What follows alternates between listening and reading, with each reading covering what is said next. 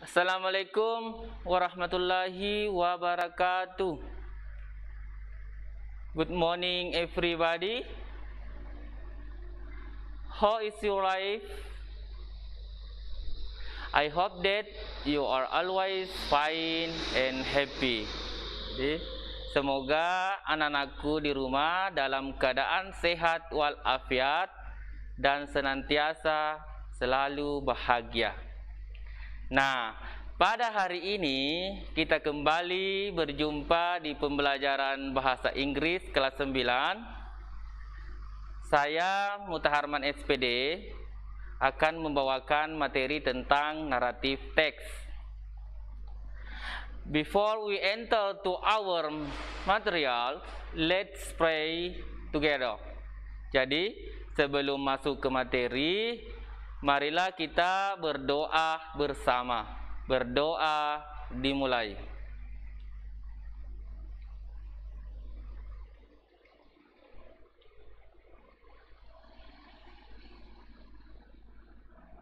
Finish.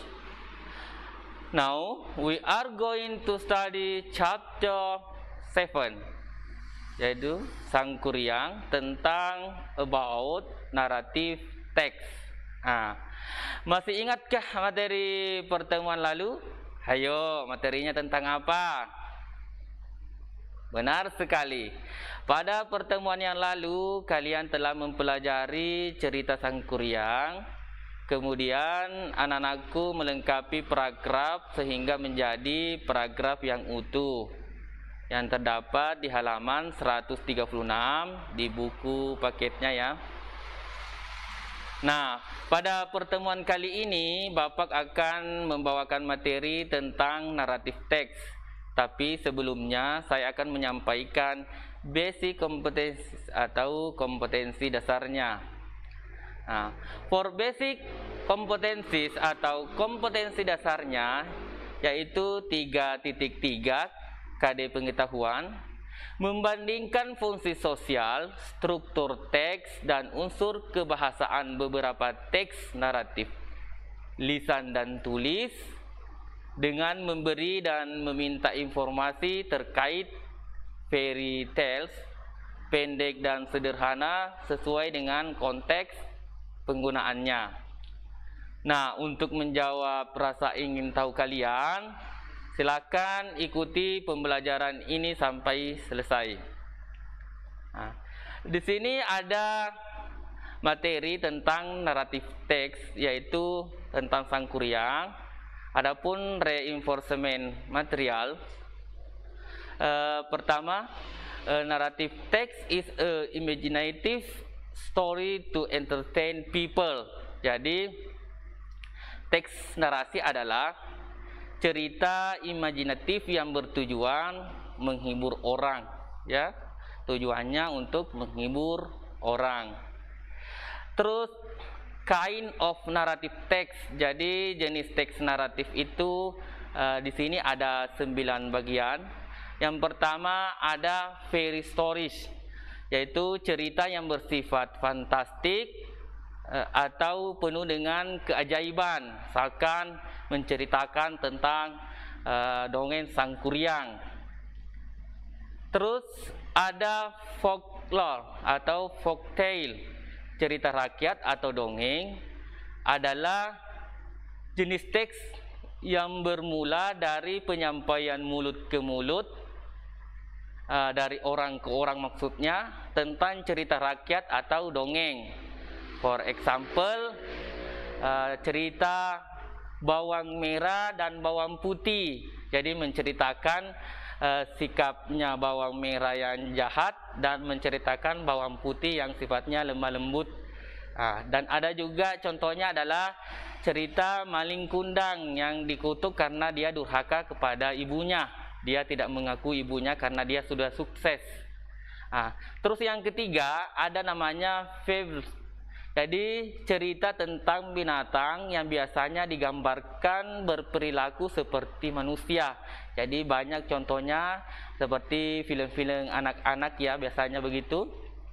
Terus yang keempat legends ya, jenis prosa Jadi jenis cerita rakyat yang dianggap oleh banyak orang sebagai sesuatu yang benar-benar terjadi.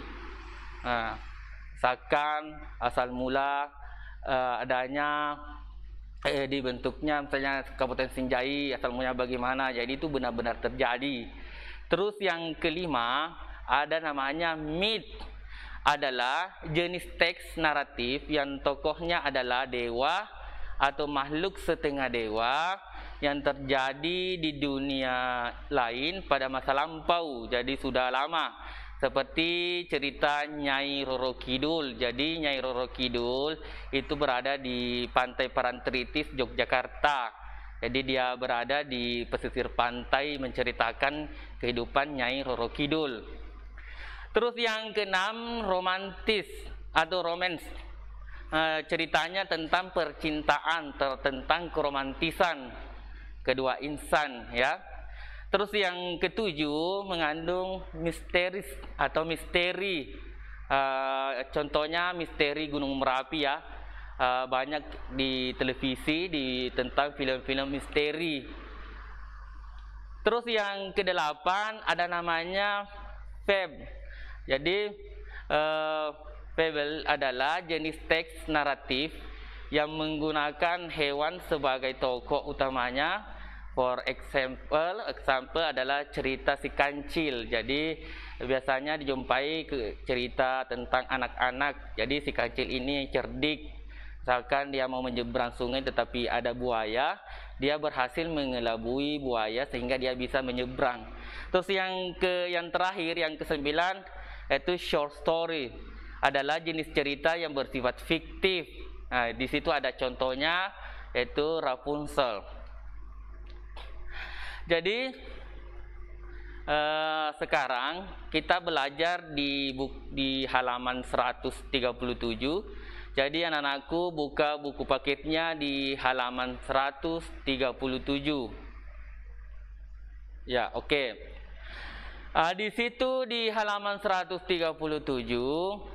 ada yang mau dipelajari tentang menyusun kalimat menjadi satu paragraf yang utuh. Di situ tertulis, we will put the sentence in the following next three paragraph of the story in the good order. Jadi kita akan menyusun kalimat-kalimat dalam 3 paragraf cerita berikut dengan baik. Terus here are what we will do. Jadi inilah yang akan kami lakukan. First, jadi first artinya adalah pertama. We will read all the sentence in each paragraph. Jadi kita akan membaca sebuah kalimat di setiap paragraf.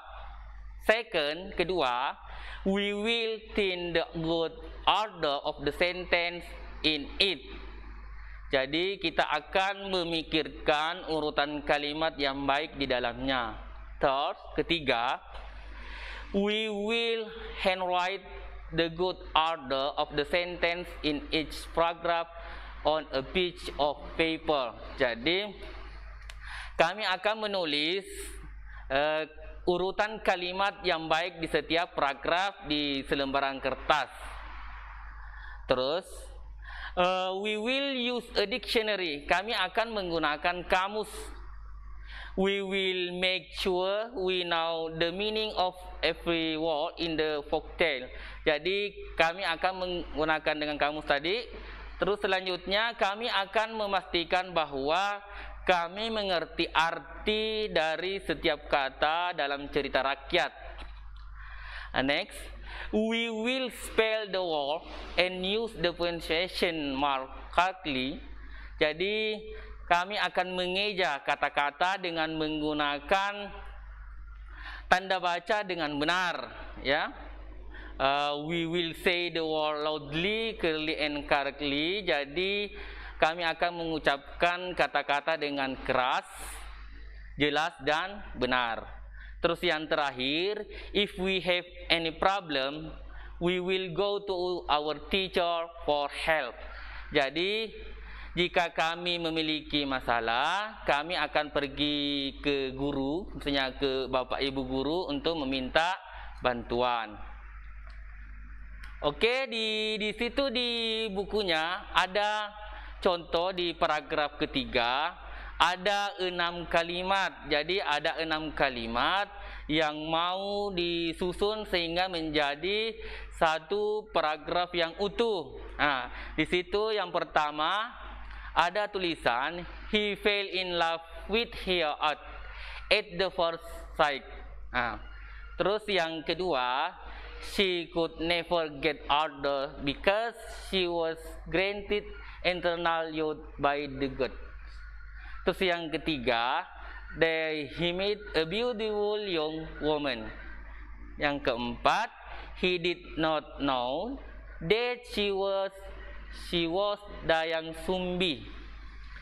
Terus yang kelima, one day Sang Kuryang went back to his village. Dan yang terakhir, he was big and strong. Nah, itu mau disusun menjadi satu paragraf yang utuh. Nah, jadi di sini di paragraf yang utuh, saya akan membacakan paragraf yang utuh. Jadi dengarkan baik-baik. Please listen to me. One day, Sang Kuryang went back to his village. He was big and strong. There he met a beautiful young woman. He fell in love with her at the first sight. He did not know that she was Dayang Sumbi. She could never get older because she was granted eternal young by the good. Jadi di sini susunannya adalah nomor 5 dulu, baru pindah ke nomor 6, baru nomor 3, kemudian nomor 1, kemudian nomor 4, kemudian nomor 2. Jadi itu yang 6 kalimat mau disusun menjadi satu paragraf yang utuh, ya. Ya, oke.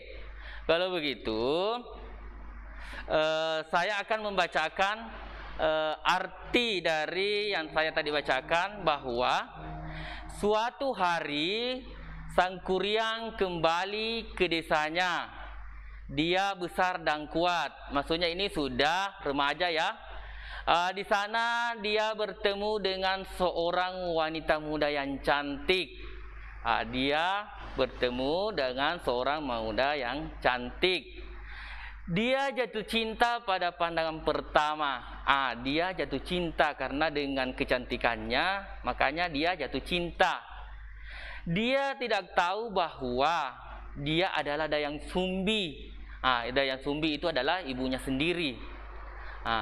Kemudian dia tidak pernah bisa menjadi lebih tua. Jadi Dayang Sumbi ini selalu terlihat muda karena dia dianugerahi kemudaan oleh para dewa. Jadi dia tidak pernah menyangka bahwa ternyata gadis yang dia cintai, yang dia jatuh cinta padanya adalah ibunya sendiri, karena dia mengira bahwa tidak mungkin ibunya, karena sudah berpuluhan tahun dia meninggalkan desanya. Masa ibunya masih seperti itu, ya? Oke. Nah, tugasnya anak-anakku di rumah adalah menyusun 9 kalimat yang ada di buku paketnya di halaman 138, ya, bagian paragraf 4. Di situ ada 9 kalimat mau disusun menjadi satu paragraf yang utuh seperti yang Bapak tadi contohkan, sehingga artinya jelas. Dan nanti kalau tugasnya sudah dikerja, silahkan foto tugasnya, kemudian kirim ke WA Bapak, ya. Jadi that is all my material today. I hope all of you can understand what are my explanation. If you have any problem with learning today, you can ask my by WA. Jadi sampai di sini materi hari ini. Semoga anak-anakku bisa mengerti apa saja penjelasan Bapak. Jika ada masalah, silakan hubungi lewat WA ya, bertanya melalui WA. Jadi terima kasih, thank you for your attention and do not forget to stay healthy. Jadi terima kasih atas perhatiannya dan jangan lupa untuk tetap sehat. Dan ingat ya anak-anakku, harus selalu mematuhi protokol kesehatan, yaitu dengan menerapkan 3M. Apa itu 3M? Ayo, apa 3M? Benar sekali. Yang pertama adalah mencuci tangan. Jadi kita wajib mencuci tangan setelah melakukan kegiatan apapun yang pernah dilakukan. Kalau kita sudah misalkan pegang buku, pegang pulpen atau menyiram tanaman, yang setelah melakukan aktivitas kita wajib mencuci tangan. Kemudian memakai masker seperti yang Bapak pakai ini. Jadi kita wajib memakai masker dimanapun kita berada, meskipun di dalam rumah, karena di dalam rumah bukan cuma hanya kita di dalam rumah ya. Jadi ada ayah, ibu, saudara. Dan yang terakhir adalah menjaga jarak. Jadi kalau sebenarnya sebaiknya ya, tidak usah keluar rumah kalau tidak penting ya. Kalau misalkan karena mendesak, jadi harus jaga jarak, jangan berada di tempat yang ramai, tidak boleh berkerumun ya. Tujuannya apa? Supaya kita semua terhindar dari COVID-19. Amin. Ya. Demikian materi hari ini dan saya akhiri dengan ucapan wassalamualaikum warahmatullahi wabarakatuh.